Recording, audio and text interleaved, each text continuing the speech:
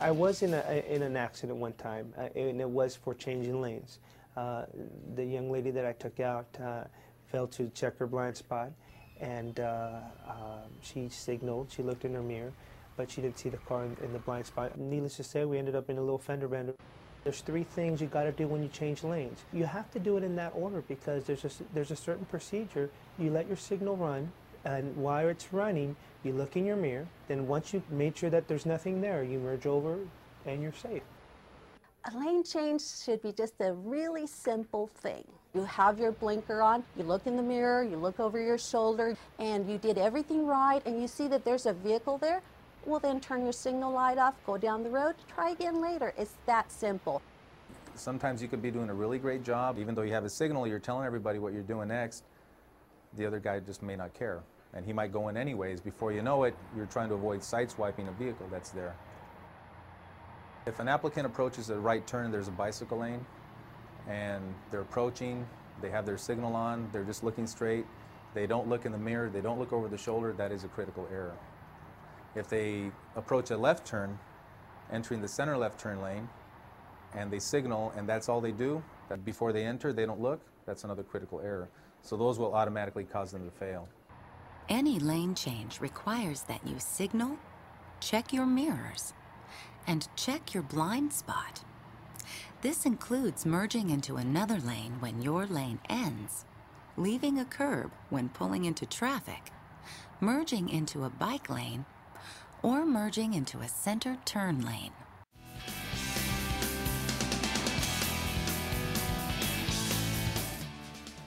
At this particular stoplight, we want to make a left turn. And then when the light turns green and we have oncoming traffic, sometimes the applicant doesn't realize that they have to wait for oncoming traffic before they can make their left turn. If they have a green protected arrow, then they know that the car that's coming is supposed to stop. So when they see a solid green light, they think of the rule of the green arrow. They think, okay, my light is green, I'm going to go, this guy should be stopping, and he doesn't stop. When it's a green signal and you're going to make a left turn, you have to yield to the car that's coming. You need to edge out into the middle of the intersection, wait for all oncoming traffic to go through, whether they're turning or going straight, and wait for the pedestrians to cross. Then complete your left turn in a safe manner. Don't worry if you're in the intersection when the light turns red. You've entered legally on a green light, so other traffic has to wait for you to clear before they can proceed. Some of the most common mistakes that drive test applicants make are crosswalks. Okay, when you come to an intersection, they go right in the crosswalk, and next thing you know, there's 2-3 people standing, on the corner wanting to cross. The whole point of the crosswalk is you have to stop behind the line. Then you check for pedestrians, right or left, and then if there's no pedestrians, you can move up into the crosswalk after that, so you can see around the corner. And you look, and then if everything's good, you keep going. You need to understand the right of way, who turns, who changes, who goes, who stops. There's nothing there to help you to say, okay, if the car on your right gets there first, then he goes first. You have to already know that, ahead of time. And the way you drive will tell whether or not you understand the right of way, so you need to make sure that you understand that.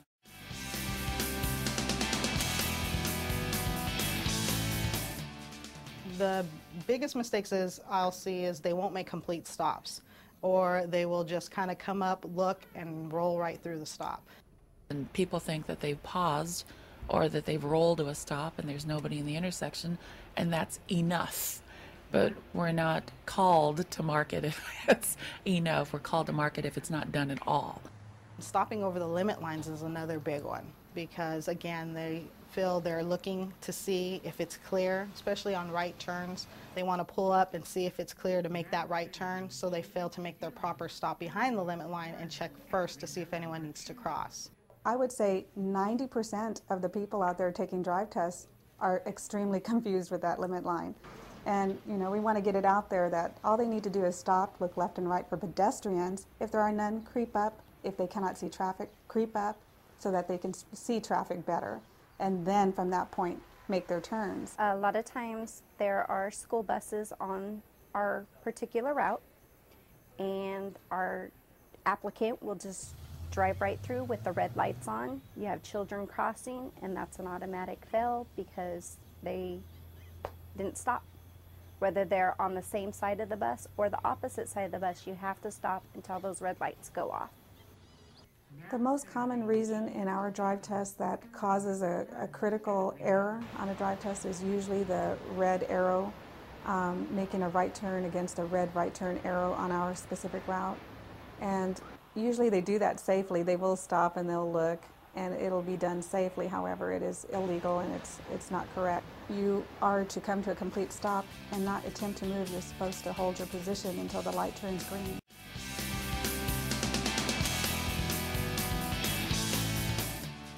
When you have a double left turn lane, you can get into the inside lane or the outside lane. Now, when you make your left turn on a green light, if you commit to that inside left turn lane, you have to make sure that you stay and end in your inside left turn lane. If you're on the outside lane, you can end in either lane to the outside. They're so used to making that left turn and merging all the way to the far lane that when it becomes a double turning lane, now it's designated lane to designated lane, they don't tend to do the turn correctly. If they're on the inside lane, they will usually in the middle of the intersection cross over to the outside lane without checking for traffic in that lane, and vice versa. If they're on the outside lane, they tend to cross over on the inside lane and cause a problem there. And those are critical errors.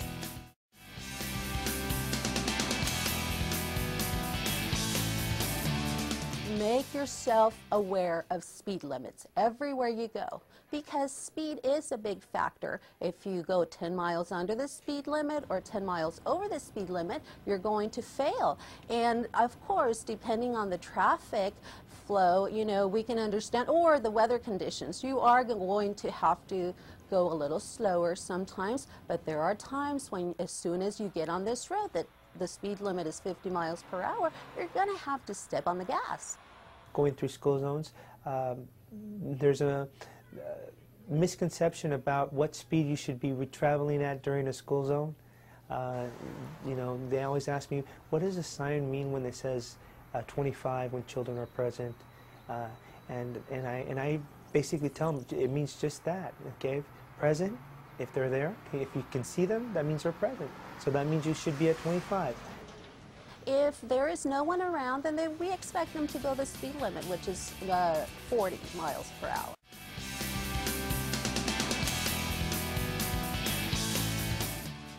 People who come in for their driving test and have not actually prepared for their driving test will demonstrate that on the road. When we get an ambulance, an individual sometimes panics and they don't know what to do, so they either just stop in their lane or they'll just continue on like they don't hear it. They're nervous, so they'll come and they'll get that tunnel vision. They're not thinking about what they're doing. They're just kind of focused on one thing rather than taking it all in, seeing the whole situation and reacting to the road conditions at that time. I just had one recently over at the railroad crossing where we were stopped and the individual actually stopped beyond the marker indicated by the limit line. And what they did was they waited, and so I had to talk them through it. We're going to look left and right, see how close that train is, because we're going to be hit, quite frankly. So we need to get out of that position. Some applicants have trouble with their ability to control the vehicle, such as backing up in a straight line. They think I'm backing in a straight line and they have to really move the steering wheel. Well, really moving the steering wheel really moves the vehicle. And that's how we end up hitting curbs, going up on top of curbs. Hitting the curb is a disqualification on the test. Also, when backing up, turn your head to look behind you. We have an awful lot of people who do that, who look right out the driver window while they're reversing their car. And that's an automatic fail, and it should be, because that's pretty dangerous. If somebody crosses the back path of your car, you nailed them. Get the handbook, study material, find out what is going to be required on the drive test, and prepare yourself for that. Get out there and drive. The best way to prepare is the actual practical experience. So get out there, experience different road conditions. If you live in a real rural community, go downtown. And that way when they come in, they are comfortable and they're not trying anything new out there.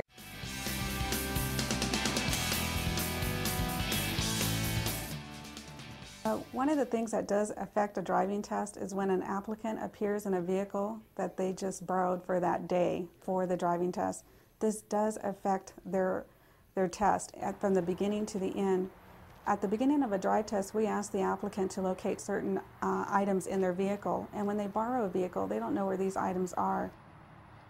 Well, say for instance, it's a rainy day and we're driving along and you don't turn your windshield wipers on. Well, I want you to be the one to turn them on your own. So I'll wait a few minutes, but then if we are driving and I'm thinking, okay, I can barely see out of the windshield, I'm sure that my driver can't, I will eventually say, please turn your windshield wipers on.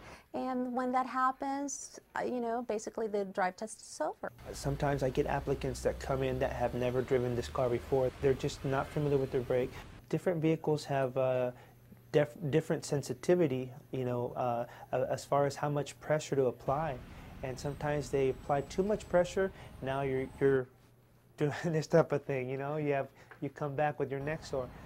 You know, so and now they're getting points deducted because they're not braking smoothly. Or it could be just that they're unfamiliar with the car because parking brakes are in different areas in vehicles.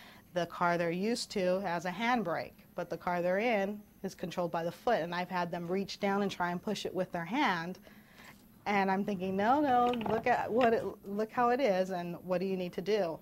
And then I've literally had to say, you put your foot on there and push it down, because they really don't know. Come in with a car that you've been practicing with. You're already nervous for the drive test, and you don't need more things to complicate the drive test itself. Make it as simple as possible on yourself. Bring the same car. That way your comfort level is always better.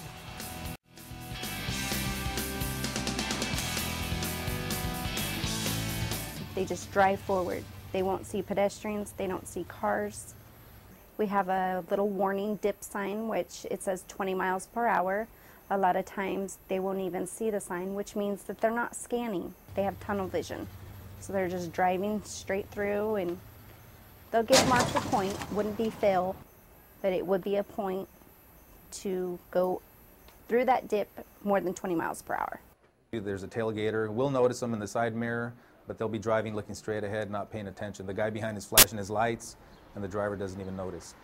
When I drive out there, I'm always constantly looking. I'm always thinking ahead. Just because you have the right-of-way, it doesn't mean others are going to let you have it. You don't know what other cars or what the drivers of the other cars see. You can't really depend on the other cars to make the proper decision for you, so you've got to be on the lookout. When you're approaching an intersection, you should be what we call scanning, both left and right.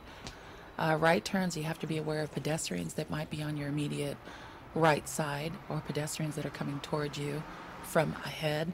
Left turns, you've got to be aware of traffic that's moving into your path. Residential areas, there's lots of parked cars. There might be kids playing in the street, people pulling out of driveways, lots of cars in a DMV parking lot. People leaving, people coming. And if an individual does not turn and look at something that may be a potential hazard, the examiner, again, will tell them, you need to slow down, that car doesn't look like it's going to stop, let's be prepared for that. And so most of the time they're like, what car? You need to keep those eyes moving all the time. And I would say that that's the most important part of driving, is the scanning, because basically that's what's going to save your life.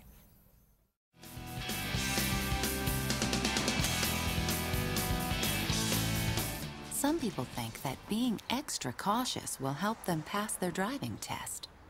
Caution is good, but too much can create traffic hazards. Being overcautious on a driving test is not good, because it does affect the overall flow of traffic. That's a problem because it seems that when at a four-way stop, that when they come to their stop, they don't want to go ahead and go on their turn. They'd rather wait for everybody else to go and then take their turn. And the only problem with that is that it confuses the other drivers. And there's a nice rhythm usually going at four-way stops, and then they will take that rhythm out and then cause people to try to decide, are they part of this game or are they just going to sit there? And so then the examiner will usually have to say, you need to go on your turn. You have to be assertive. You have to accept right-of-way when it is yours. Of course, make sure that it is safe to proceed. But when you're overly cautious, you tend to hesitate, and that confuses other traffic. When they're pulling out into traffic and they're waiting for cross traffic to be clear, they tend to wait until there is no cars rather than just clear. And sometimes I think I need my binoculars or a telescope to see that oncoming car, but they will hold. And as a result, if they keep doing that, then we have to tell them, you need to go ahead and continue. When an examiner intervenes like this on a test, it affects your score. If it's serious enough to be considered a critical error, then it's a cause for failing the test. People drive too slow because they've been told by friends, relatives, just go ahead and drive slower than you normally do, and that way you're safe no matter what. But what constitutes a critical error on a drive test is driving too slow, and that's usually 10 miles or more under the speed limit for no apparent reason when driving conditions are good.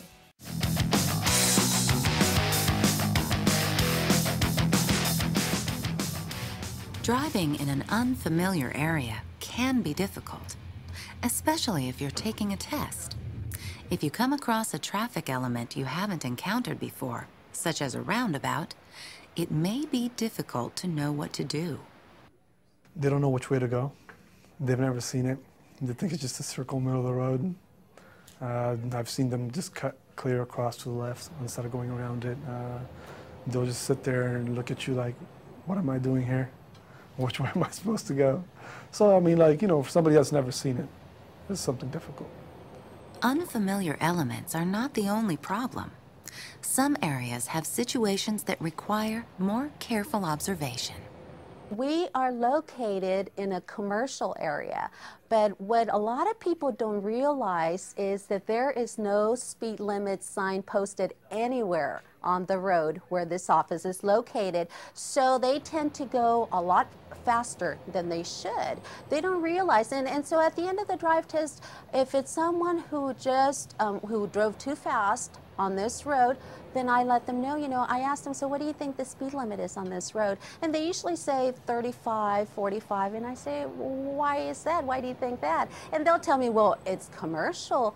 And I say, but where's the speed limit sign? And then they're like, well, I didn't see it. I say, exactly. So unless otherwise posted, the speed limit should be 25, right? And they're like, oh, right. Come out a little sooner and drive the area. Look what the speed limit signs are. Look at what type of intersections are out there. Is there a lot of pedestrians? Is there high congested areas? Are there railroad tracks? Are there different things that you may have to make certain adjustments for? Go into the area, drive around, get a feel of everything. It'll really help you calm down.